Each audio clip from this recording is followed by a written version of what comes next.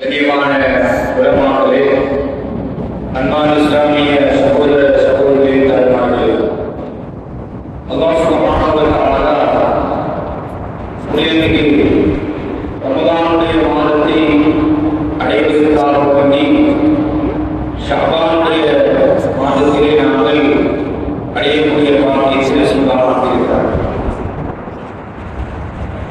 இந்த மாதம் ரசூலுல்லாஹி ஸல்லல்லாஹு அலைஹி வஸல்லம் அவர்கள் மக்கள் மறதியாக இருக்கக்கூடிய ஒரு மாதம். தன்னுடைய ரமலானுக்கு தங்களை தயார்படுத்த வேண்டிய மாதம். உடல் ரீதியாக, உல ரீதியாக, பொருளாதார ரீதியாக தங்களை தயார்படுத்த வேண்டிய இந்த ரமலான் ஷஅபானுடைய மாதம். ரசூலுல்லாஹி ஸல்லல்லாஹு அலைஹி வஸல்லம் அவர்கள் புனித ரமலானுடைய மாதம், அது புண்ணிய பூத்து பெறுகின்ற மாதம், கண்ணியமான மாதம், சத்தியான மாதம் என்பதை எங்களுக்கு பல்வேறுபட்ட அறிஞர்களாக பல்வேறுபட்ட அவர்களுடைய சுன்னா மூலமாக எங்களுக்கு அடையாளப்படுத்துகிறார்கள். எனவே இந்த ஷஅபானுடைய மாதத்தில் அல்லாஹ் சுப்ஹானஹு வ தஆலா எங்களுக்கு இந்த வாழக்கூடிய பாக்கியத்தை தந்திருக்கும் அதே நேரம் அந்த ரமலானுக்கு எங்களை தயார்படுத்திக் கொள்கின்ற எங்களுடைய நேரங்களை, நாட்களை, அமல் இபாதத்துகளை அந்த ரமலானுக்கு எங்களை தயார்படுத்திக் கொள்கின்ற ஒரு அவசியம் எங்களுக்கு இருக்கிறது.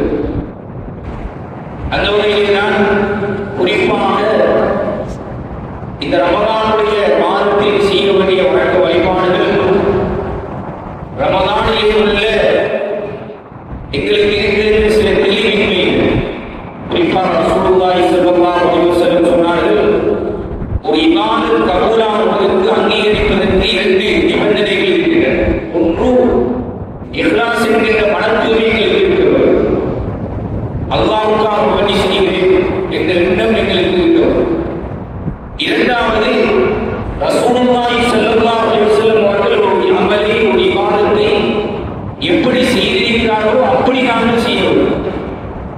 சந்தேகத்தோடு இப்படி இருக்குமா என்கின்ற எண்ணங்களோடு, இது கூடுமா கூடாதா என்கின்ற சந்தேகங்களோடு இபாதத்தில் செய்ய முடியாது.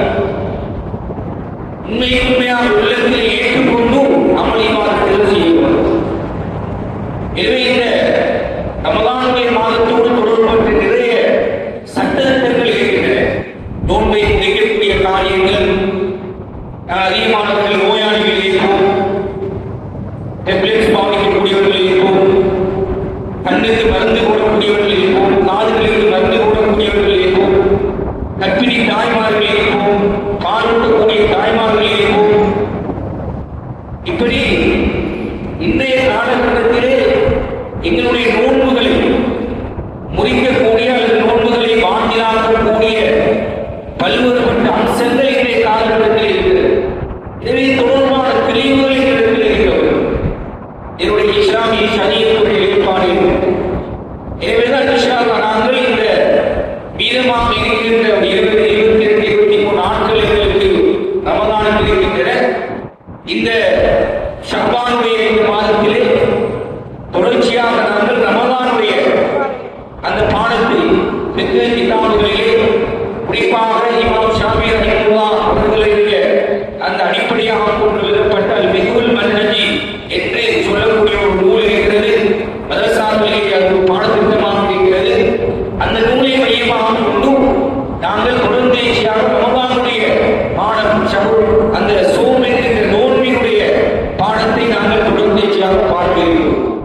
அதில் செய்ய வேண்டிய சுன்னத்துகள் என்ன, நோன்பை முடிக்கக்கூடிய காரியங்கள் என்ன, அதில் என்னென்ன சிறப்பான அம்சங்கள் இருக்கின்றன, அதே நேரம் இபாதத்தில் வணக்க வழிபாடுகள், எல்லா வணக்கங்கள், இப்படி சகல விவகாரங்களும் அதிலே சொல்லப்பட்டிருக்கிறது. எனவே இன்ஷா அல்லாஹ் நாங்கள் தொடர்ச்சியாக ஒரு நாள் இஷாவுக்கு பிறகு மஹல்லாவுடைய தினம், வியாழன், வெள்ளி அப்படின்ற தினங்களிலே நாங்கள் அந்த மஸ்அலாக்களை, அந்த ஃபிக்ஹுடைய பாடத்தை நாங்கள் தொடர்ச்சியாக 5-10 நிமிடங்களுக்குள் நாங்கள் பார்க்கிறோம்.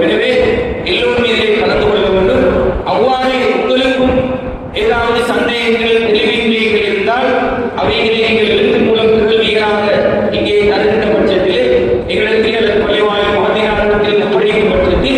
அது தொடர்பான தெளிவுகளை இன்ஷா அல்லாஹ் நாங்கள் இந்த இஷாவுக்கு பின்னர் நடைபெறுகின்ற இந்த மிகக்கூடிய வகுப்பிலே நாங்கள் உங்களுக்கு தெளிவுபடுத்த இருக்கிறோம்.